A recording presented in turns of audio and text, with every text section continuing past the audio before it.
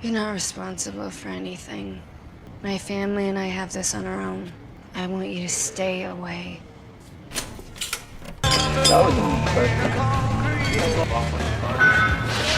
What's up? Just checking, I heard you guys had some slots available. Yeah, slots are all filled, man. Sorry, dude. We got one slot open. You want to interview for it? Yeah, right now? Yeah, right now.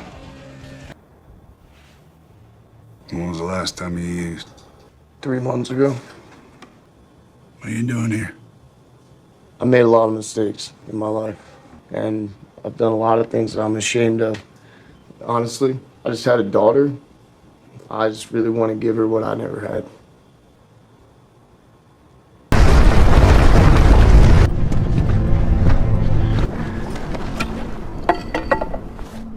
Brendan is a drug addict wandering aimlessly through life. That day, he spots his ex-girlfriend outside of a restaurant and notices her pregnant belly. When he confronts her, she admits it's his child, but explains she never told him because the child doesn't need a drug-addicted father. Her words devastate him. After drowning his sorrows at a bar until he runs out of money, Brendan gets thrown out and caught attempting to steal from a car. His mother bails him out for $1,000, but when he returns home, she delivers an ultimatum through a letter: leave by 7 p.m. and never come back. The turning point comes when Brendan learns his girlfriend has given birth. He quietly visits the neonatal ward and watches his newborn daughter through the glass. In that moment, profound responsibility awakens within him, and he decides to completely change his life. Brendan enrolls at a firefighter training facility. When team captain Eric interviews him, the crew questions why they're considering a former addict. Eric asks when Brendan last used drugs. He's been clean for 3 months. When Eric asks why he wants to change, Brendan opens up about wanting to give his daughter a father she can be proud of. These words convince Eric to give him a chance. The team begins mountain training. Brendan's frail frame struggles during long-distance runs, weakened by years of addiction. When the team completes their lap and prepares to descend, they find Brendan still at the starting point. Everyone assumes he's given up. Hours pass with no sign of him. Just as they're about to leave, Brendan appears in the distance, stumbling but persistently running back to base. Exhausted but determined, he shows Eric a photo proving he made it to the mountain peak alone.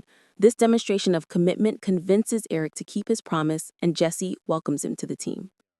You dropped dead on the trail? Definite possibility. Hey, Sue. What? Check it out. Oh.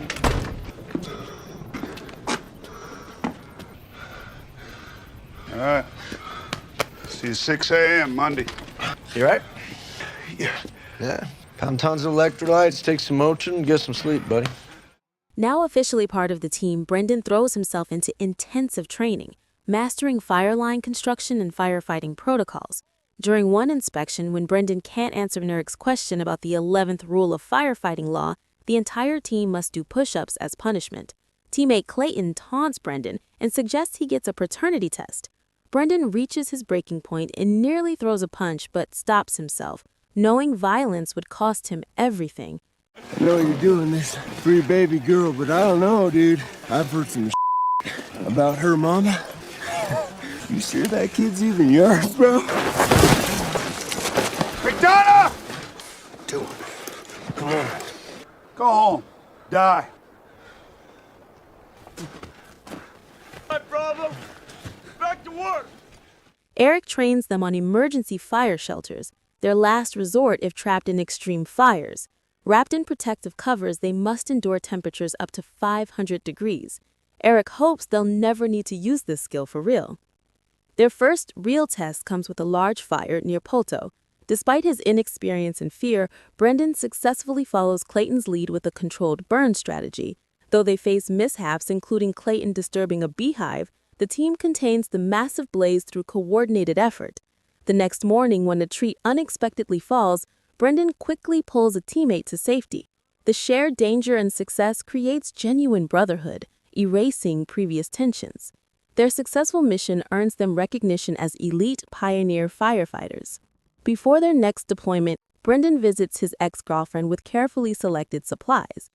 I appreciate you making the effort. Yeah, no, I'm pretty filthy. We were just We just got certified today as Hotshots. That's amazing. Congrats. Do you want to hold her? Nah, I'm so dirty, I don't want to mess up her clothes. It's okay, really. She's so pretty. She looks like you.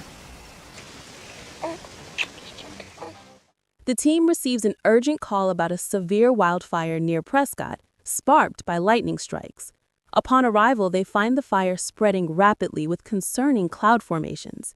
Eric pulls Brendan aside for a heartfelt conversation about his remarkable transformation. Then the team successfully establishes their defensive fire line. Listen, I don't know how to explain, but sometimes we don't see things as they are. We only see them as we are. What happened wasn't about you. It was about me. I will help you out in any way I can, so long as you walk the line.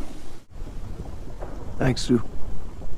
Disaster strikes when another crew's misdirected water hose soaks their carefully planned fire line, making it impossible to ignite. They're forced to abandon their position and move higher up the mountain. Jesse assigns Brendan to monitor weather conditions from a separate hilltop, while the main team sets up the new perimeter. Clayton bids him farewell, their last exchange. See you later. Don't miss me too much. Grab him out and line it out. From his observation posts, Brendan monitors conditions until wind patterns suddenly shift dramatically, driving the fire rapidly toward him. Jesse orders his evacuation and rescue vehicles extract him just in time. Meanwhile, Eric receives devastating news that the fire has grown beyond all control. A massive firestorm races northward at incredible speed, trapping Eric's team with no escape route. Realizing they're completely surrounded, Eric makes the call he hoped he'd never make: deploy the fire shelters. Hotshots and our escape route has been cut off. We are preparing a deployment site.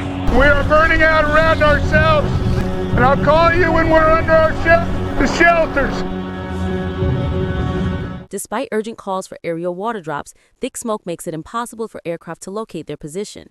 As walls of flame close in, Eric gives his final command: protect your lives at all costs. The team deploys their shelters, following survival procedures, burying their faces in the ground and breathing carefully.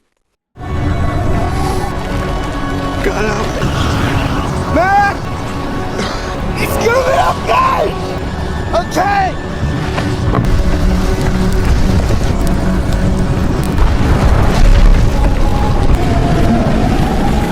Miles away in the safe zone, Brendan listens anxiously to radio communications, desperately hoping to hear his teammates' voices. The silence grows ominous as rescue aircraft search the scorched landscape. When they finally locate the crew's position, nothing remains but charred ground and shelter remnants. All 19 teammates, including Eric and Clayton, have perished. When Brendan receives official confirmation of the loss, he collapses under grief, anger, and survivor's guilt. The question haunts him: why was he spared when better men died? At the memorial gathering, families cling to hope that their loved one might be the survivor. When Brendan arrives, his presence instantly shatters every family's hope, replacing it with crushing reality. Faced with collective grief and overwhelming guilt, Brendan struggles to find words or meaning in the tragedy. Many don't understand his presence, but he carries the heaviest burden: living when his brothers didn't. In a moment of grace, Eric's wife approaches Brendan. Rather than anger, she offers understanding, telling him he must overcome this ordeal because his fallen teammates gave everything they had. Her words provide hope that healing and purpose might still be possible, even after such profound loss. Should have been me. Yeah, he was better than me. They were all better than me. No! Shh! Look at me! Look at me! Don't you dare do this! I'm glad that you're alive, Brendan. Eric is too.